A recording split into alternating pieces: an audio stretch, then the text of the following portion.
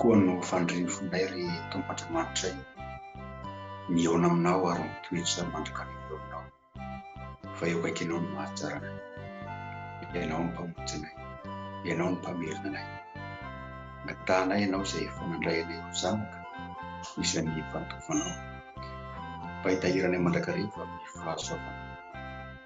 Azony izay fa tsy mahazona, ampahirevo izay fa mora reraka ary ampitombo mandrakarivo Jesosy Tompo ny finoana sy ny fahatokynay anao ka ahafahanay mibanjina anao. Ianao no isaoranay raha menao fotoana izay ankehitriny izay ahafahanay mandray ny teninao. Ianao Jesosy Tompo no angatahanay hiteny aminay araka ny fombanao fa ambonin'izany rehetra izany dia mamela mandrakarivo izy koa ianao fa ny elokay hevitra mampisadika aminao dia mangataka aminao izay Jesosy Tompo ny henonao ny vavakay amin'ny ranomasina sy mahavonjy angatana izany Jesosy. Amen. Dia faly miarabantsika rehetra ry havana izao fotoana izay ahafahantsika mandray ny tenin'Andriamanitra izao ary isaorantsika Jesosy ny amin'ny ahafahantsika mifanerasera aminy, ahafahantsika manovo ihany koa. Dia ankasotrahana eto moa ny ray aman-dreny pastora Mivady sy izany moa Ramatoa izay mitariky ny FBL amin'ny fitandremana Bariama amin'ny izao anjara izao. Ny tenin'Andriamanitra izay nofidiana fampiresana antsika amin'izao hariva izao dia hitantsika eo amin'ny Romanina toko 7:10 andininy 1:20 dia mitsahatra amin'ny andininy 4:20. Romanina toko 7:10 andininy 1:20 ka hatramin'ny 4:20. Mivako toy izao izany anaran'i Jesosy. Ary tokony manao izany indrindra isika satria fantatsika ny andro fa ankehitriny izao dia ora tokony hifoasinareo amin'ny fahatoriana. Fa ankehitriny ny famonjenantsika dia akaiky no tamin'ny andro vao ninoantsika. Efa ho lasa ny alina ka efa mbiakaiky kokoa ny andro. Koa ary itsika ny asa maizina ka hitafitsika ny fidiny mazava. Aoka isika hitondra tena tsara toy ny amin'ny andro, tsy amin'ny filalaovan-dratsy na amin'ny famamoana, tsy amin'ny fitsangatsangana na amin'ny fijejojoana, tsy amin'ny fifandirana na amin'ny fialonana fa hitafio Jesosy Kristy Tompo ary aza mihay ny amin'ny nofo ahatanteraka ifilany. Amen. Ray Masino manamasinana ihany fahamarinana, ny teninao ny fahamarinana. Amen. Ray havana malala ao amin'ny Tompo aminareo mandrakarivana ny fiadanana sy ny fahasoavana avy amin'Andriamanitra ray antsika sy Jesosy Kristy Tompo. Amen. Tamin'ireo fiangonana izay efa nandalovana na ny fiangonana izay nisana izany na ihany koa ireo fiangonana izay nivainianana, ny zavatra tsikaritra rehefa miteny ny mpilaza raharaha hoe angatahana ny fifoazana mba hijanona rehefa mirava ny fotoana dia ny mpiandry sy ny mpiomanao mpiandry no mijanona. Dikan'izany ny fiheveran'ny olona maro azy ny atao hoe fifoazana dia ny mpiandry sy ny mpiomanao mpiandry. Araka ny soratra masina nefa ary isan'izay izao teksta misorata amin'ny Paoly Apôstôly izao tsy izany no atao hoe fifoazana. Paoly Apôstôly eto dia sady mamaritra ny atao hoe fifoazana no ihany koa maneho ny tokony ho fiainana izany fifoazana izany. Eto dia ambaran'ny Paoly Apôstôly fa ny fifoazana dia tsy inona fa fialana amin'ny torimasom-panahy. Izay ny fifoazana. Araka izay hitantsika eo amin'ny andininy 1:20 ka ilazan'ny Paoly Apôstôly hoe satria fantatsika ny andro fa ankehitriny izao dia ora tokony hifoasinareo amin'ny fahatoriana. Izay ny fifoazana amin'ny Paoly Apôstôly. Ary tsy amin'ny Paoly Apôstôly ihany fa amin'ny soratra masina rehetra ny hoe fifoazana dia fialana amin'ny torimasom-panahy. Fialana amin'ny ota izay nahariako. Raha dikan'ny teny hafa dia fialana amin'ny fahafatesana. Izany hoe amin'ny ara-panahy ny hoe fatoriana ara-panahy dia tsy fialan-tsasatra tahaka antsika izay matory rehefa reraky ny asa mandritsy ny tontolo andro. Tsy izany ny torimasom-panahy fa midika fahafatesana izany. Midika fahafatesana satria fisarahana amin'Andriamanitra, fisarahana amin'ilay Andriamanitra tompony fahavelomana dia fantatsika loatra fa fahafatesana no vokatr'izany. Ary izay mahatonga ny Paoly apôstôly milaza amin'ny epistily izay soratany eo amin'ny Efesianina hoe mivoaza ianao izay matory ka mitsangana amin'ny maty, izany hoe ny torimasom-panahy dia tsy inona fa fahafatesana ho an'ny olona izay miaina izany. Izao anefa noho ny fahasoavan'Andriamanitra dia nafahany tamin'izany torimasom-panahy izany isika miaina. Tamin'ny fanondrahany an'i Jesosy Kristy izay maty nisoleloko antsika ary nitsangana tamin'ny maty ary nomeny ihany koa nandray ny fanahy masina nanaisotra antsika tamin'izany torimasom-panahy izany. Ary izay no mahatonga antsika manambara eto fa tsy ny sampana fifoazana ihany ny fifoazana, fa ny kristianina rehetra izay efa niala tamin'ny torimasom-panahy, anisan'izay ny sampana efa-belona dia fifoazana ihany koa izy satria niala tamin'ny torimasom-panahy izay nahareko azy.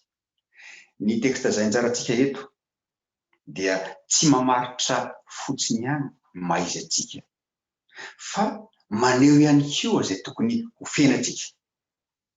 Dia tsy inona fa ny fiambenana. Ho antsika kristianina ny tokony fenantsika isan'andro isan'andro dia miambina ary miverimberina mandrakariva ao amin'ny soratra masina izany fiambenana izany. Jesosy dia mamerimberina izany nao amin'ny filazantsara, nao amin'ny apokalipsy ihany koa. Ny antony dia satria efa nandray ny zava-tsoa indrindra isika, dia tsy inona fa ny famelan-keloka, tsy inona fa ny fiainana mandrakizay izay natolotra Andriamanitra antsika maimaim-poana noho ny amin'i Jesosy Kristy izay maty nisoleloko antsika teo amin'ny hazo fijaliana. Kanefa ny fiainantsika, izany fiainam-baovao izany ihany koa dia vokatry ny fahasoavan'Andriamanitra.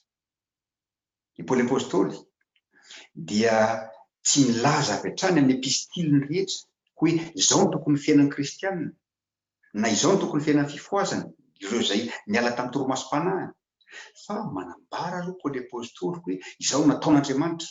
Noho izany dia izao kosa ny tokony fiainantsika izay nandray izany famonjena izany.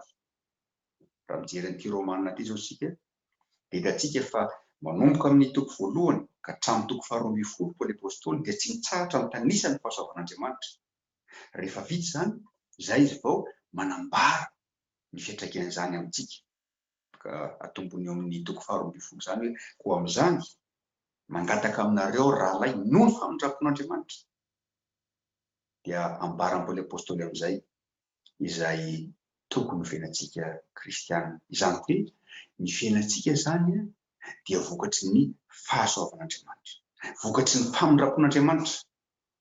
Tahaka ny zava-maniry io, ny mpamboly raha mamboly dia tsy maniry ny zavatra izay amboleny haniry izy, fa miandry ny ranon'orana hirotsaka izy ary vokatry ny ranon'orana izany dia iny fa mitsiry ary velona ny zavatra izay namboleny.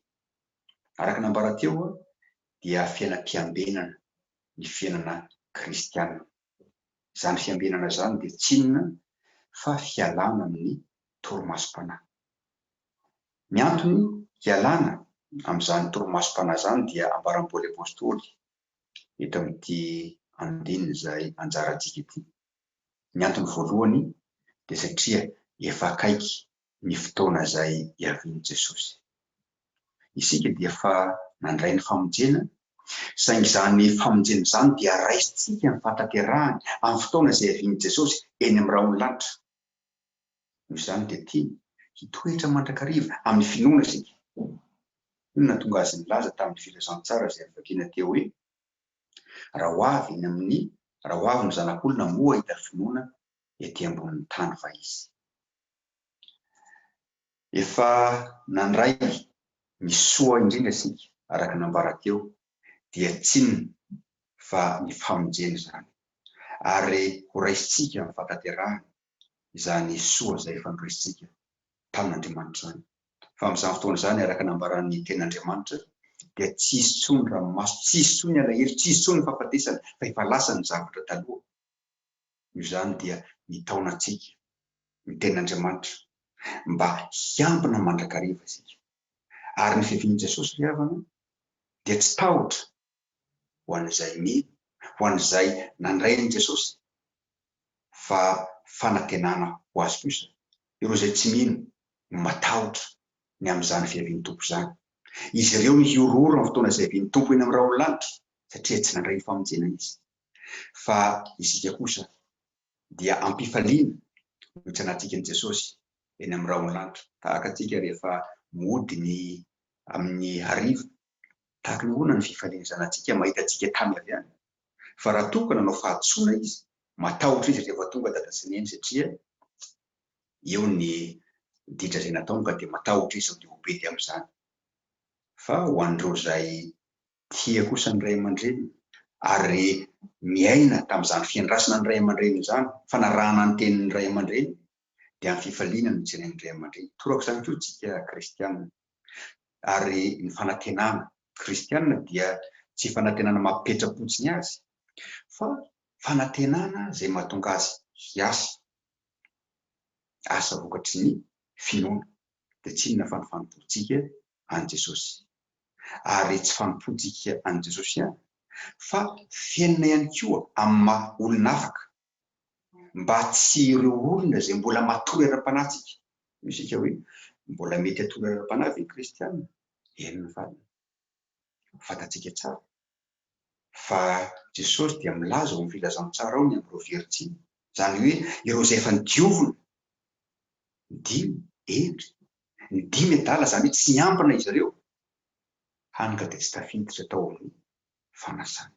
Mila miambina isika ry havana ka hialantsika ireo torimasom-panahy izay nahareniko antsika tamin'ny fotoan'andro eto, moa dia tany Saint Paoly apôstôly izany hoe tsy amin'ny filalaovany ratsy, na amin'ny fahamonoana, tsy amin'ny fijangajangana, tsy amin'ny fijejojoana, tsy amin'ny fifandirana, na amin'ny fialonana ihany koa.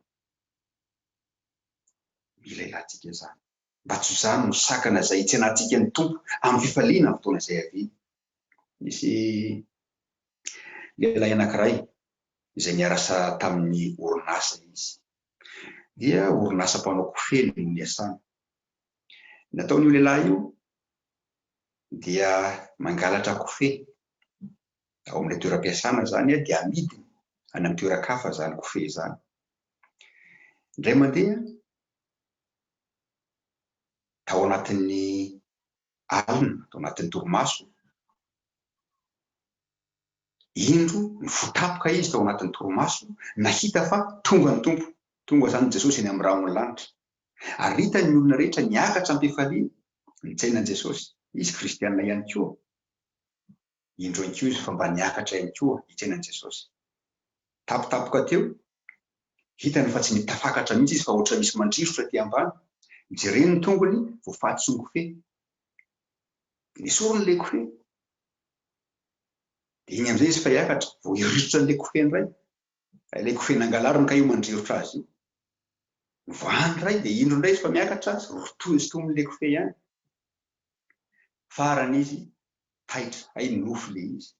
Teo izy vao tonga saina hoe tena tonga tokoa ka i Jesosy, tena tavela aho ny amin'ny kofehy isan'andro isan'andro izay angalariko any amin'ny toeram-piasana. Ka isika kristianina dia mila miambina isan'andro, tsy hanao sous-marin tsika, kristianina sous-marin. Tsika tsara ny sambo miletika, fa amin'ny fotoana fohy ihany izy no mipoitra eny ambonin'ny ranomasina, fa amin'ny ankabeazany dia miletika indray. Amin'ny fanontaniana mipetraka dia hoe raha amin'ny fotoana izay iletehan'ny kristianina any amin'ny fiainana izao tontolo izao, any amin'ny fomba izao tontolo izao no tonga tampoka ny tompo, anahoana amin'izay fotoana izay? Ary manoloana izany mba tsy ho tampoka amintsika, na koa tsy ho fahatso-panantenana ho antsika ny fahatongavan'i Jesosy, dia manambara Paoly apôstôly eto hoe izao ora izao dia ora tokony voazinareo amin'ny fatoriana hozy, fa ankehitriny ny famonjenantsika dia akaiky noho ny tamin'ny andro vao ninoantsika.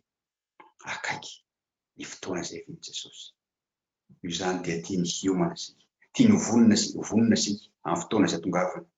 Ary izany fahavonantsika izany dia tsy inona fa ny fiainam-pibebahana isan'andro. Lutera moa dia milaza izany amin'ny fampianarana hoe ny adama ela ao anatsika dia tokony vonona amin'ny nenina sy ny fibebahana izay atao isan'andro. Ankoatr'izay dia manambara ihany koa Paoly apôstôly fa tsy hoe ho avy ihany ny tompo, fa ambarana ihany koa maizy atsika zanaky ny mazava sika, zanaky ny andro sika, ary zay nambarany eo amin'ny andininy 12 hoe efa ho lasa ny alina ka efa miakaiky kokoa ny andro, aoka ry tsika ny asany maizina ka hitafitsika ny fitafiany mazava. Mila arena ny asany maizina satria tsy zanaky ny aizina sika fa zanaky ny mazava. Ny nofo ary zao tontolo zao ihany koa dia nataonantsika mandrakariva hiaina amin'ny fiainana zao tontolo zao, amin'ny filazanantsika hoe ianao anie mba olombelona ihany, ianao anie mba olona eto amin'izao tontolo zao ihany, mba aoka ianao hiaina tahaka ny olona zao tontolo zao. Misy radio zay any Tanindrazana, tsy teneniko eto le izy, radio evangelika le izy, radio ana fiangonana, fa alefan'io radio io avokoa na hira ara-pilazantsara na hira an'izao tontolo zao, dia ny amalinindra zao rehefa misy olona manontany hoe nahoana nareo no alefanareo daholo na ny hira an'izao tontolo zao na ny hira ara-pilazantsara io zareo, tsika anie miaraka miaina amin'izao tontolo zao, io zany dia sady alefanay ozy ny hira ara-pilazantsara na alefanay ihany koa ny hira an'izao tontolo zao. Ny kristianina dia tsy miaina tahaka izany, fa miaina sika amin'ny maha zanaky ny mazava tsika. Ary zany fiainantsika ny zanaky ny mazava zany dia tsy ho antenantsika ihany ka ho isan'izay ho vonona antsika amin'ny fotoana izay avian'i Jesosy, fa ho an'ny hafa ihany koa, mba ho hitan'ny hafa ny tara-pahazavan'i Jesosy eo amintsika. Nambaran'i Jesosy eo amin'ny Matio rehefa nitory teniteny tendrombohitra izy hoe aoka zava eo mason'ny olona toy izany koa ny fahazavanareo mba hitany ny asa soa ataonareo ka hankalazany ny rainareo zay any an-danitra. Mba hahatonga ny olona hankalaza an'Andriamanitra, tsy hahatonga ny olona hankalaza ahy na hahatonga ny olona hankalaza anao, fa hahatonga ny olona hankalaza an'Andriamanitra. Raha dikany teny hafa, hahatonga ny olona ho resy lahatra ny toritenitsika, satria ny toritenitsika tsy amin'ny teny ihany fa amin'ny fiainantsika ihany koa. Eto dia nitaonantsika ny ten'Andriamanitra mba hiambina, hiala ny toromasom-panahy, mba ho fahazavana antsika eo amin'ny manodidina. Tahaka ny Mosesy rehefa nidina avy any an-tendrombohitra sy ny Sinay izy, tsy nafantatra akory hoe misy fahazavana ny tarehany, fa ny zanak'Israely mahatsikaritra fa mamirapiratra ny tarehin'i Mosesy. Isika tsy hoe mirapiratra ny tarehintsika, fa ho hitan'ny olona eo amintsika kosa ny fahazavan'i Jesosy. Dia tsy inona fa ny finoantsika azy, tsy inona fa ny fitiavantsika, tsy inona fa ny fanantenantsika. Ka na dia miaina eto amin'ny tontolo izay tsy misy fanantenana ary isika, dia ho hitan'ny olona mandrakariva fa manana fanantenana isika kristianina, manana fanantenana ny FBL fitandremana Paris, satria Jesosy mpamonjy azy tsy mamela azy irery, ary mbola hakazy eto amin'izao fiainana izay anjakany ny fahotana, anjakany fahoriana zao. Ary eto dia ambaran'ny Paoly apôstôly fa misy toky lehibe izay ahafahantsika miaina izany fiambinana izany, satria tsy haintsika miaina izany fiambinana izany mora miala amin'ny fifohazana isika, ny fifohazan'ny mpanahy zany. Ary Paoly apôstôly dia milaza any eto amin'ny epistily dia hoe indrisy olo mahantra, izy no nafaka hiantetena ny fahafatesana ity. Misy fotoana antsika indrindra fa rehefa mafana toy izao ny andro, na dia te hifoha isika, dia te hatory isika manoloana ny harerahana sy ny hafanana ihany koa. Fa zao Jesosy mampahery antsika, ary ny fampaheresana lehibe ao antsika dia ny fanoloran'Andriamanitra antsika ny fitafiana tsara indrindra, dia tsy iza fa Jesosy. Fa hitafio Jesosy Kristy Tompo ary aza miany amin'ny mofo ahatanteraka ny filany, hoy ny teny eto. Jesosy tsy fitafiana izay miaro antsika amin'ny faminarana sy ny fahafamparaka ihany, satria fantatsika loatra fa ny fitafiantsika izay rovidrovitry ny fahotana, malotona izany fahotana zany, tsy azontsika entina anatrehan'Andriamanitra. Fa misy fitafiana tsara izay tovitr'Andriamanitra antsika, dia tsy iza fa Jesosy. Io no hitantsika eo amin'ny firana toko tsy toko fa ny firana 116 hoe Jesosy ny fahamarinanao ny lamba itafianay. tsy lamba izay miaro antsika amin'ny fahamenarana sy ny fahafambaraka ihany Jesosy, fa fitafiana izay fiarovana ihany koa, fiarovana amin'ny tafiky ny fahavalo. Ny anjarantsika dia mandray izany fitafiana tsara izany. Ny fandraisana an' Jesosy dia tsy misaraka amin'ny fandraisana ny teniny, satria ny tenin'i Jesosy no manafaka antsika amin'ny toromaso, miaro antsika tsy hiverina amin'izany toromasom-panazana. Io no mba nampanao salama fa nily ny tongotra sy fanazavana ny lalako ny teninao. Fony izay mbola kely rehefa tonga ireo fianakaviana avy eny ambanivohitra, efa ela tsy namangy, tonga any an-drenivohitra, dia mitantara ny zavatra rehetra izay nienina tao anatin'izay taona maromaro tsy nihaonana izay. Hany ka amin'ny 12 alina mbola tsy matory. Dia ny sasany izay tsy mandray anjara amin'ny resaka ny teny mba matory amin'izay nareo fa tsy ahitana tory. Izany hoe miteny manafaka antsika amin'ny toromaso. Indrindra moa fa ny tenin'i Jesosy, ilay Andriamanitra velona, satria ny tenin'i Jesosy dia fiainana tokoa. Teny izay manome aina, teny izay mampahery, teny izay mamelona ihany koa. Ny anjarantsika dia mandray izany teny izany. Tsy mihaino ny teniny izao tontolo izao, tsy mihaino ny tenin'ilay ratsy ihany koa, fa mihaino mandrakariva ny tenin'i Jesosy. Nisoratsika n'Andriamanitra fa ao amin'ny fiangonana izay misy atsika, eo amin'ny sampana ihany koa, dia misy ny fotoana tahaka izao izay ahafahantsika mandray ny tenin'i Jesosy. Tenin'i Jesosy izay mamoa antsika, tenin'i Jesosy izay mampahery antsika, tenin'i Jesosy izay miaro antsika ihany koa. Noho izany, raiso ny tenin'Andriamanitra, raiso ny tenin'i Jesosy, ho aro anao. Hitafio Jesosy Kristy Tompo, tsy miendrika aho ary tsy miendrika ihany koa ianao handray izany fitafiana tsara izany, saingy ny fahasoavan'Andriamanitra dia atolony ianao maimaim-poana izany fitafiana izany, mba ho fiarovana ho anao, fiarovana anao mba tsy hiaina toromasom-panahy, fa hiaina mandrakariva amin'ny fiambelana. Dia ny Tompo anenao mba hery antsika ka ahafahantsika mifikitra amin'ny famonjena, ary ahafahantsika ihany koa mijoro vavolombelona. Ka ho izan'ireo izay ho faly antsika amin'ny fotoana izay haviany eny amin'ny raholanitra, dia voninahitra ny ho an'Andriamanitra raisana karafany masina izay satra indrindra ka ho azy mandrakizay, ary fiadanana kosa ho antsika tsirairay avy. Raiso ny fitahiana, ny fitiavan'Andriamanitra ray, ny fahasoavan'i Jesosy Kristy Tompo, ary ny firaisana fany masina ho aminareo indrindra.